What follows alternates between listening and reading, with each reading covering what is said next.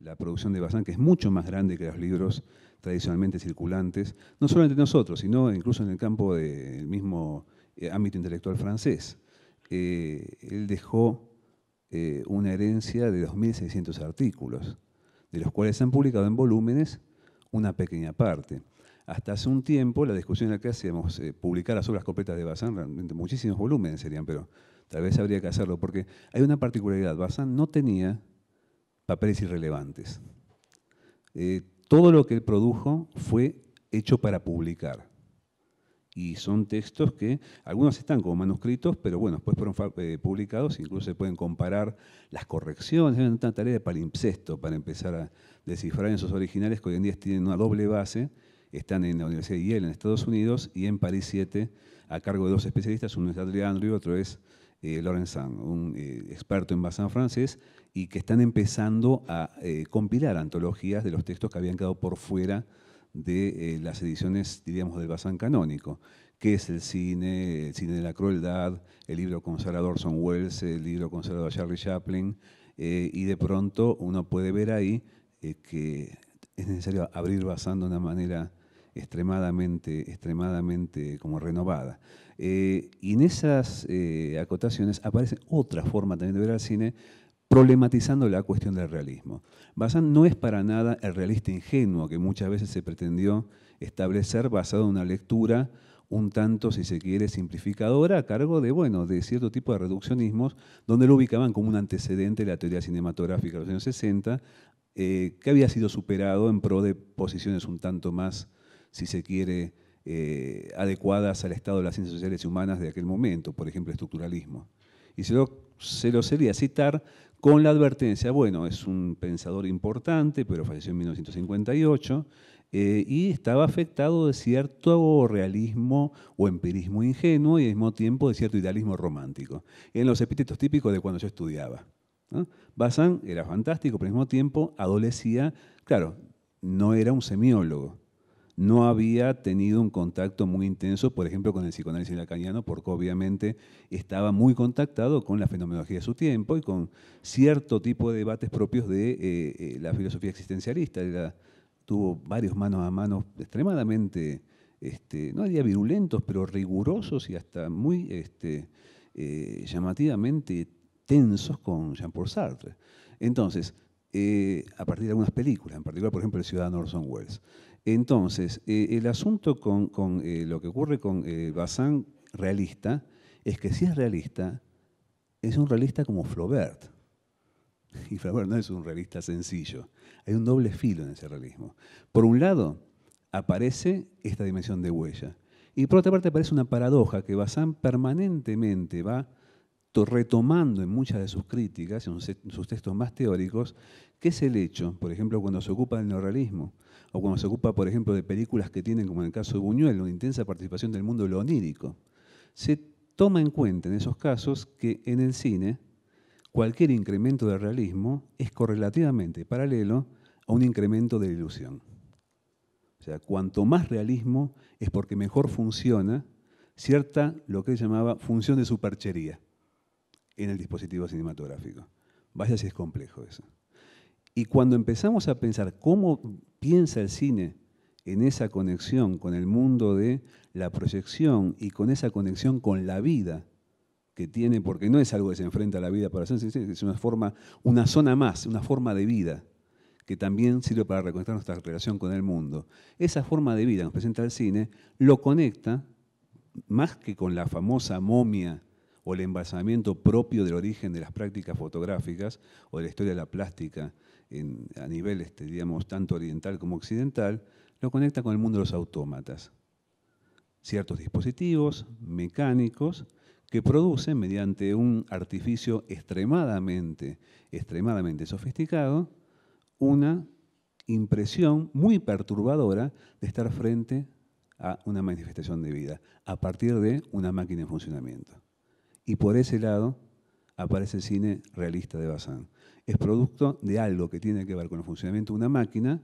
que nos lleva frente a una pantalla a una nueva forma de conexión con el mundo viviente. De ahí viene, por ejemplo, esta fascinación de Bazin también con los animales y los animales en pantalla. y que también tenía que ver con su amor y fascinación por los animales del mundo real. Bazán vivía rodeado de animales en su casa, tenía una especie de zoológico, privado absolutamente querible. De hecho, cuando él muere, en el año 58, en una edición de homenaje a su figura en los Cahiers du Cinéma, donde aparece en la tapa con su mujer y un enorme loro que se había traído de Brasil en un viaje que ha hecho al Festival de San Pablo, llamado Cocó. Y de una de sus crónicas del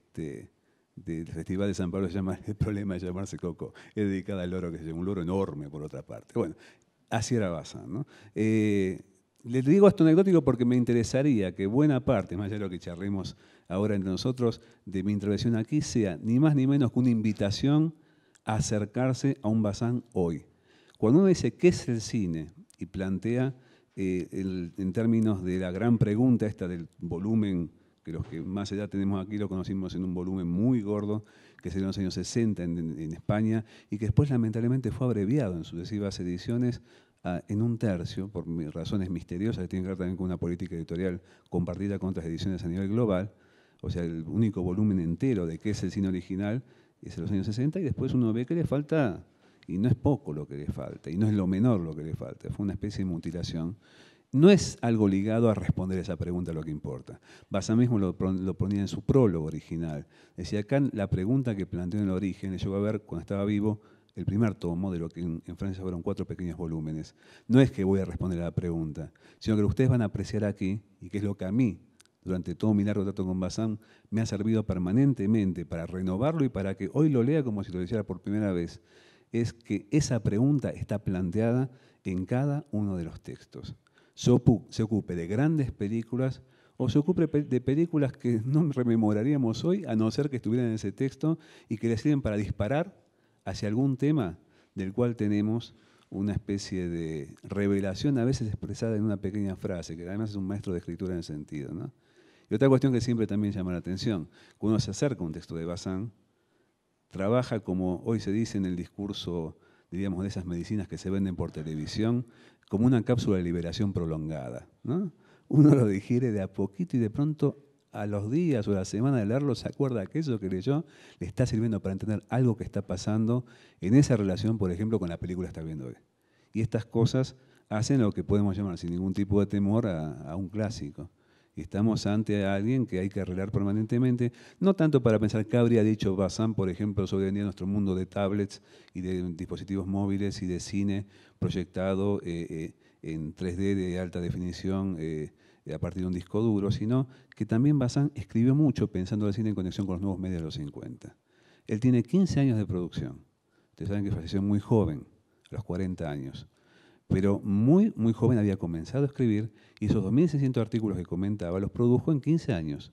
entre los años 40 y 1958. Muchos de esos textos son ligados a la historia de las revistas de cine y en particular a toda esa generación conectada con lo que fue su cenáculo predilecto, los Cahiers a partir del año 51. Pero en los primeros textos, que uno puede encontrar a veces los textos teóricos de más envergadura de Bazán en cuanto a la forma en que empieza a ver cómo se manifiesta el cine en los comienzos de su modernidad con todo un mundo mediático de posguerra, son publicados en revistas de cultura o de arte o de debate cultural muy permanentemente, a medio camino entre poner manos a la obra en medio del debate cotidiano, porque a veces se está ocupando de cuestiones muy urgentes y de debates y polémicas muy de ese momento, interviniendo en alguna cuestión de la que se está hablando en esas semanas, o tratando de hacer un raconto que, como ocurre en el caso de este complejo de la momia del que hablaba Bazán, de este origen, digamos, ligado al embalsamamiento, a la fotografía, se remonta a los orígenes de la humanidad, es casi como un antropólogo de la imagen. No un antropólogo disciplinar, pero su vocación, yo estoy convencido el día de hoy, además de haber sido un gran crítico y teórico del cine, era también pensar algo así como una intelección comparativa del mundo de las imágenes que estamos viviendo. Él lo pensaba en relación al cine, a la televisión que comenzaba en Francia en los años 50, con 2 horas de transmisión por día, un solo canal, como solía pasar en aquel momento, pero que intensivamente él lo veía. Y si ustedes ven los primeros números de Cahiers du Cinéma, abajo, en la tapa, dice revista de cine y de telecine.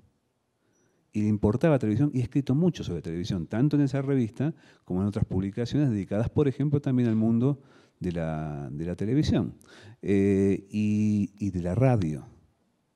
Y de pronto, en comparación, como sabemos también, obviamente con el teatro, con la pintura,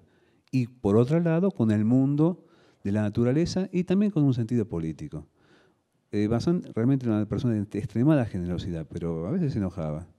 Y de pronto, si uno lee, por ejemplo, lo que él tiene para escribir en el famoso artículo El mito de Stalin en el cine soviético, va a haber un Bazán ahí punzando de una manera extremadamente provocativa un par de discusiones que le llevaron unos cuantos artículos y resonancias en el marco de discusiones con, por ejemplo, Georges Sadoul o la gente del Partido Comunista Francés en los años 50, que esto era extremadamente intenso y que tenía consecuencias realmente de tener que proseguir ahí, de argumentando largamente y tomando posiciones extremadamente duras por momentos. O sea que de pronto Bazán tenía esa especie como de lugar de sensor con ese, ¿no? De estar al tanto de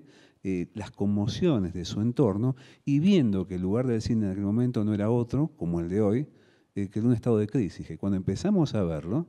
empezamos a tener en cuenta que es un estado de crisis que acompaña la historia del cine. Se pregunta en los años 50 sobre la mortalidad del cine, en el año 52, por ejemplo. Una cosa interesante porque uno sí lo podía pensar ligado a las problemáticas de aquel momento de los letristas franceses y lo que uno podía encontrar en Isú o lo que luego uno puede en ciertas cuestiones conectadas con el situacionismo. No, la mortalidad del cine está también planteada por Bazán en los años 50 en relación, claro, a algunas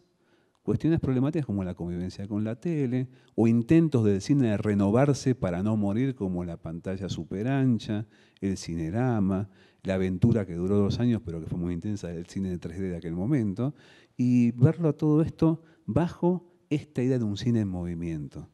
Y esto es realmente lo que permite que hoy en día, tomando esas lecturas, nos permita percibir hoy en día el cine en movimiento que estamos viviendo en este momento y desalojar todo lo que podría ser cierto tipo de efecto de, diríamos, funerario o de nostalgia o de pensar que todo cine pasado fue mejor. Porque, bueno, de alguna forma u otra, lo que estamos viendo también nos reconecta de una manera distinta con toda la historia del cine.